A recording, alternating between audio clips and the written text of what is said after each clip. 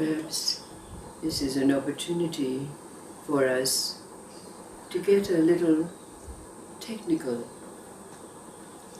Over these many, many years, there have been many, many stories told from different persuasions. And we've experienced that each of these persuasions can be said to have a specific, like the Zen that cut to the chase, emptiness here, emptiness there, emptiness everywhere. The Taoists with their alchemy and immortality. One branch of Buddhism, benign, non-himsa, non-hurting. The other, active, compassion, compassion, compassion. The Jewish faith with its spiritual and moral laws. But it has been found, and this is perhaps a personal experience, that it is the Sufis who have been able to combine all of these elements in their stories. So if we look at this, and we look at the alchemy and use that as a basis for trying to understand the workings of it, we can ask ourselves, when we are an alchemist and we want to combine all of the chemistries, the elements of life, what medium, what chemistry would we begin with?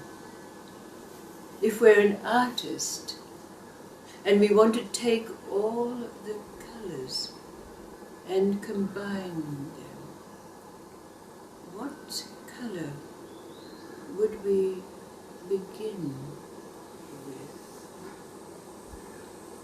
There is that Sufi story about the king who had an only son called Attila, and it was time for the king to test his son's worthiness of taking over his vast kingdom.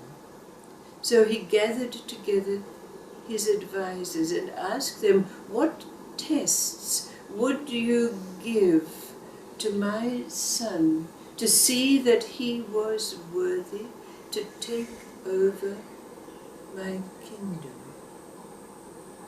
And one of the advisors said, give him the quest to find the apple from the tree of life that brings immortality.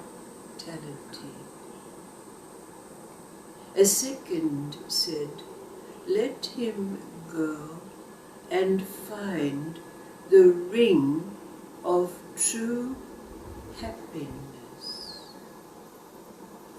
And the third said, let him go to the ends of the earth to obtain absolute truth. So the king called Attila to him and advised him that this was his quest, to bring back the apple from the tree of life, the ring of true happiness, and that which represented absolute truth, the mirror of truth.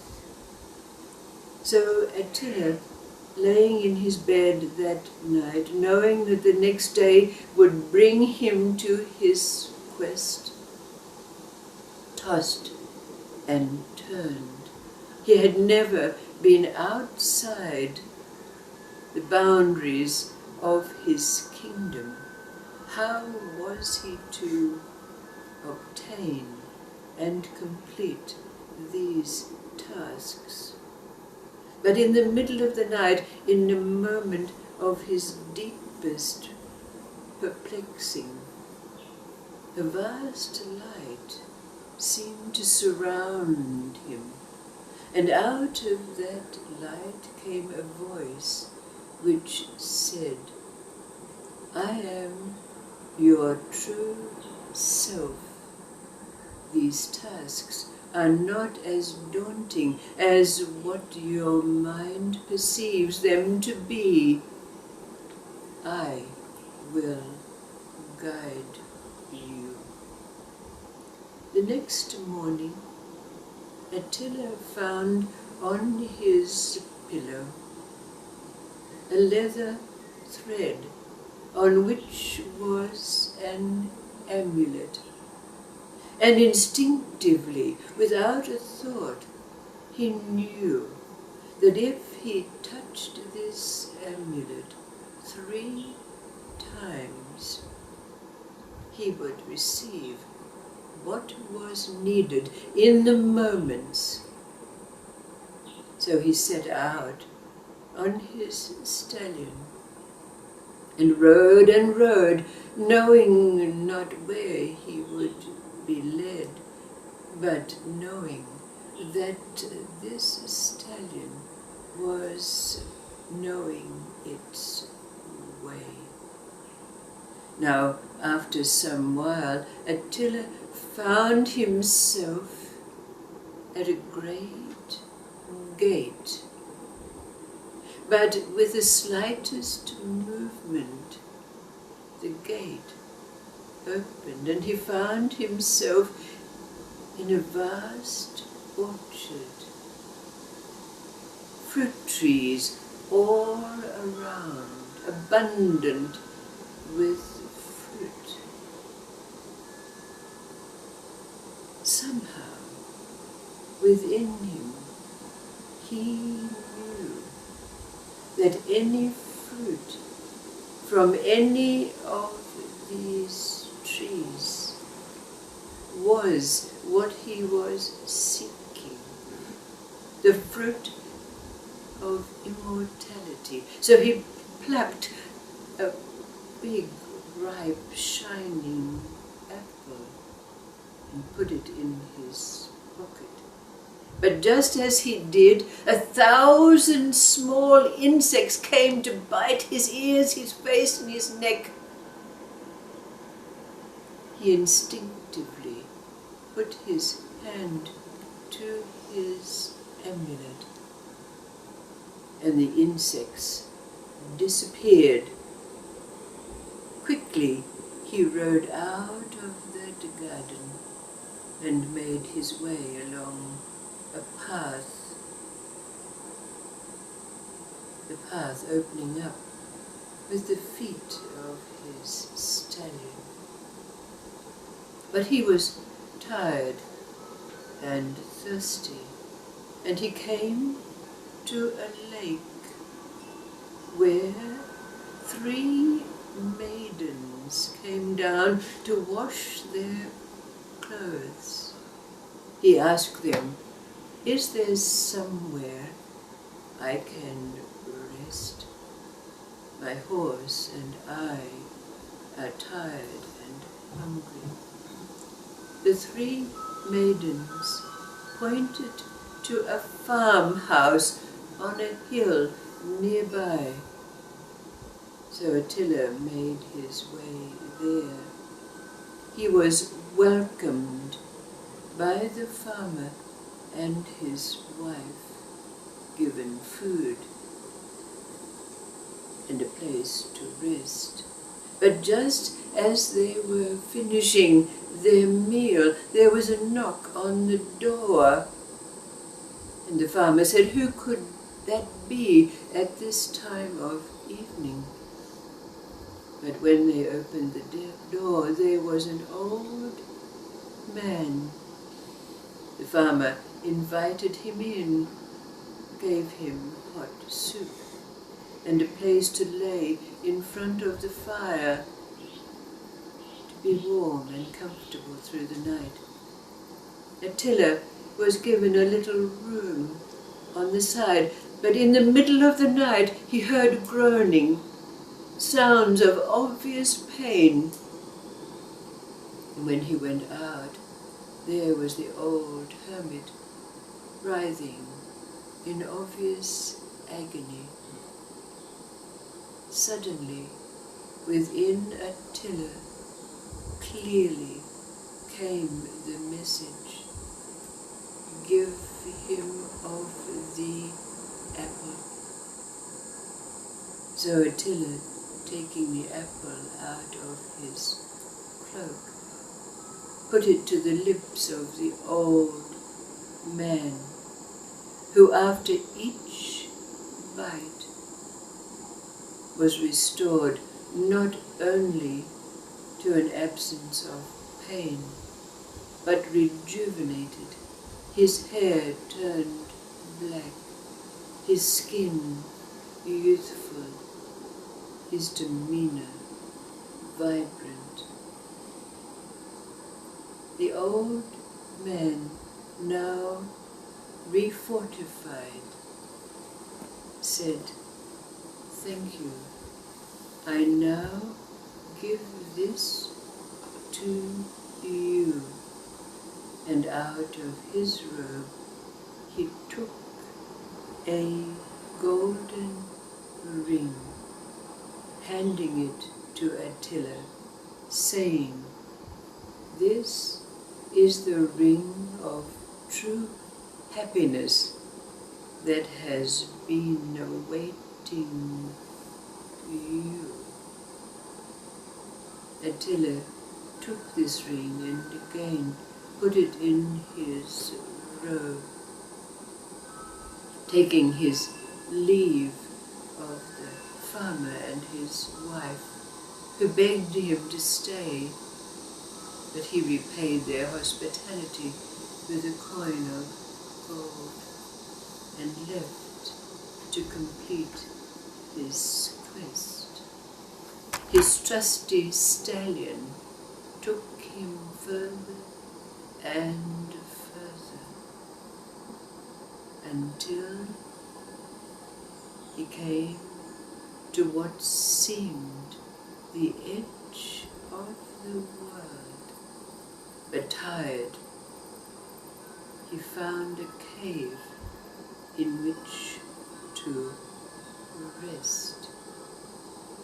In that night, during his rest, he had a dream, and in that dream he saw that he was at the edge of creation, that beyond this point was what was described as the place of where the absolute truth was to be found in the form of a mirror. So the next day Attila set out. He had to make his way through a tiny aperture, hardly big enough for his horse and himself to traverse. But on the other side he saw a great castle. He approached the castle gates. The guards accosted him, and he said, "I'm here to see the king." Now the king himself, looking in the mirror of truth, had seen Attila's approach and indicated to his guards to let him in. When he entered the palace, there was a king called Mendoza, but sitting at a table covered in the great repast, seemingly endless delicacies, the castle filled with great things, but the king looking sad. Attila asked him, and he said, "Yes, I have all the trappings of life, but I am not happy." Again, rising up in Attila, he was guided, perhaps we could say instructed, to give the ring of happiness to the king. Immediately, when King Mendoza put the ring on his finger, he was flooded with joy, flooded with the joy of life. In gratefulness, King Mendoza said, "I will give you whatever you ask of me." And of course, Attila requested the mirror of truth, ultimate truth. King Mendoza gladly gave this mirror to Attila, and he went on his way. As he returned to his kingdom, just as he was crossing the bridge which led to the city gates, he encountered a great dragon.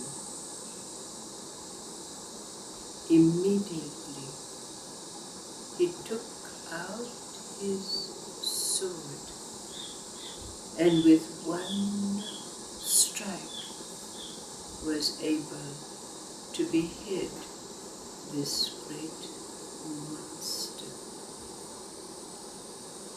Attila had seen that this dragon had in its mouth a maiden, and when it was beheaded, the maiden was set free. Attila found that the maiden was a mere daughter of a charcoal burner, the simplest of beings, but she was beautiful and radiant. So he took her on his horse as they passed through the city gates. But to Attila's great dismay, there was not a soul in the streets. The streets were bare. He took out the mirror of truth, and looking in it, he saw that the people were afraid, full of fear of the monster, the dragon. So Attila shouted, "Come out, come out, I have killed the dragon."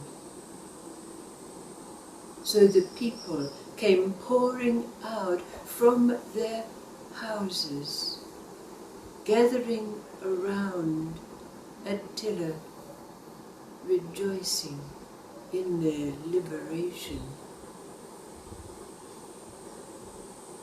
We know the end of the story. Attila claimed as his bride the charcoal maker's daughter. When he came to his father, the king asked him, "Where are those gifts that were your quest?" And Attila told him the whole story and then handed him the mirror of absolute truth. His father, the king, said, "How great this is, because what is life, immortality, and happiness without truth?"